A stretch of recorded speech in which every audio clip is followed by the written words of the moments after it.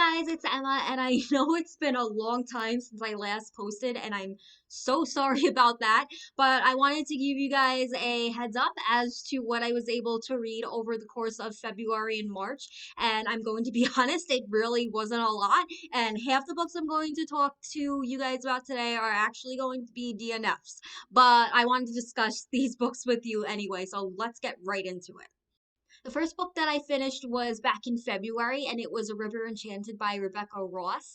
This book is about a bard named Jack who teams up with Daria, someone who he's known since childhood, to try to solve a mystery of a bunch of girls who go missing in their village.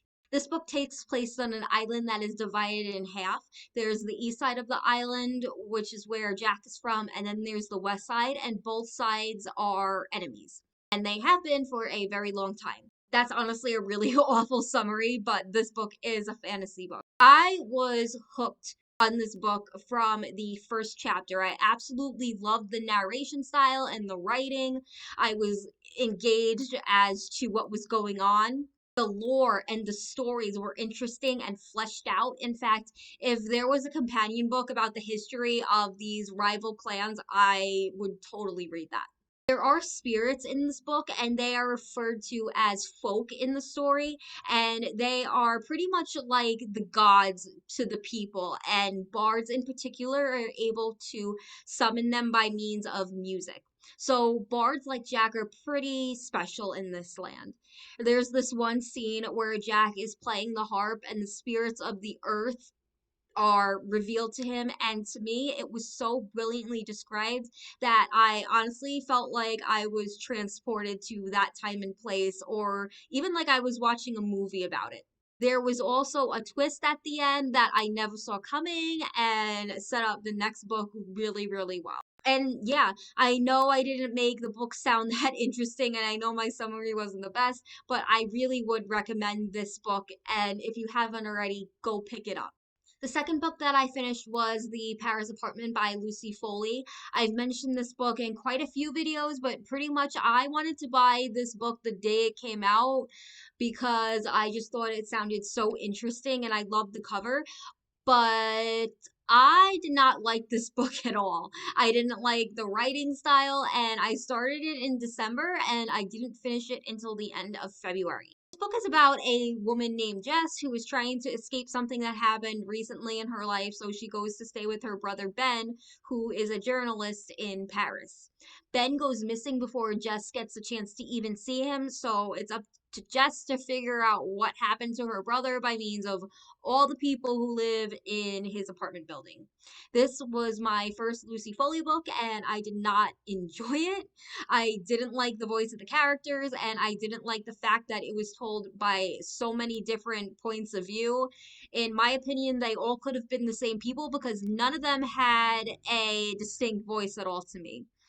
There are some chapters that are sometimes only made up of 2 pages, and to me, they were completely unnecessary. Our main character, Jess, makes a lot of dumb decisions and just so happens to run into things that can be considered clues, and that really annoyed me. The story that Ben was investigating honestly wasn't anything that was super intriguing for me, and the main twist of the book, I'll be honest, I didn't see coming, but now looking back, I'm kind of kicking myself for not seeing it. But yeah, definitely not a fan of this book, and it was a chore to get through. Now we are getting into perhaps the status part of this video, and those are my DNFs, and unfortunately, there were 2 of them. The first book of the year that I DNF'd was Finley Donovan is Killing It by El Casamano. I was so excited to read this book, and I learned about its existence probably a little later than a lot of people have. I only heard about it this year, but as soon as I did, I immediately put it on hold at my library, and pretty much from the first chapter, I was disappointed. This book is about a woman named Finlay who was recently divorced. She has two kids and is also a struggling writer. One day, while at a restaurant with her agent, she and her agent discussed Finley's latest thriller book because she is behind on a deadline. And because of the language that they use, someone who is sitting nearby them mistakes Finley for being a hit woman and then commissions Finley to kill her toxic husband. Finley is pretty much desperate for money at this point, so she decides to see if she can pull this off. This premise sounds super fun, but I did not enjoy the book at all. I did not like the writing style at all. I thought Finlay was super annoying, and there were so many parts of this book that I thought were a little bit much. It was very difficult for me to suspend my disbelief a lot during this book, even though I did go into the book knowing that that was going to be something that was going to be required at some points, but it honestly was a little bit too over the top for me.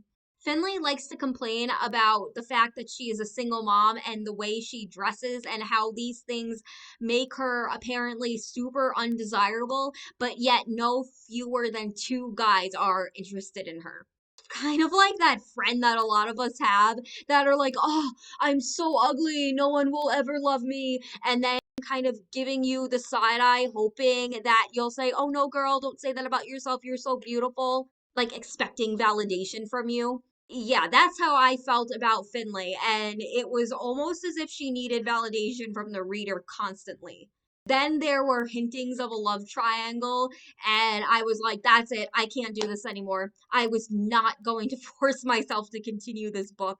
I know there were a lot of people who loved it, but I'm sorry to say I was not one of them. And now we have a new record on my channel, and that would be the one and only book I started reading one day and immediately DNF'd the exact same day, not having gotten past the first chapter. And this dishonor goes to A Deadly Education. I'm actually going to put a screenshot here from my storygraph as proof. And quite honestly, I think it's absolutely hilarious to look at because most of the time when I DNF books, at least a day or so goes by before I decide that I'm done with it. But with this book, the narrator was so effing annoying to the point to where I was like, no, I'm done. Not even one chapter in. So I guess the premise of the story is our main character, Elle, who goes to the school where there are a bunch of monsters that set out to kill students. And I thought that sounded awesome because I love magical schools. And the end papers of this book were absolutely beautiful. If I'm able to find a picture of them, I will show you here. But yeah, this book has actually been on my radar for over a year. I almost asked for it for Christmas, and I'm so glad that I didn't ask for it because then I would have been forced to go through with actually finishing it. I knew right away that I didn't like the main character. She to me sounded really whiny and rude, even in her own thoughts. And I was definitely getting Janny from Hotel Magnifique vibes. And I absolutely hated that book. I hated the character. I'll link up above and down below a video if you want to hear me go into more detail about that book. But yeah, Elle was absolutely just insufferable to me, and I didn't even spend that much time with her at all. Elle seemed to have this strong, capable woman vibe about her. And one time there's this guy named Orion who saves her, and he does occasionally.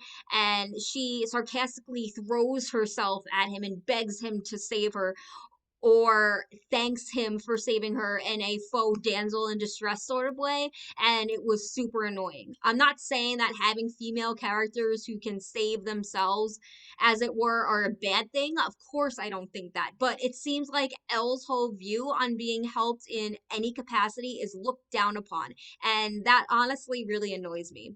I can tell from the moment I read the Dust Jacket that this Orion guy was going to be a love interest, and we were going to have this hate you to love you trope thing, and I just wasn't interested in that.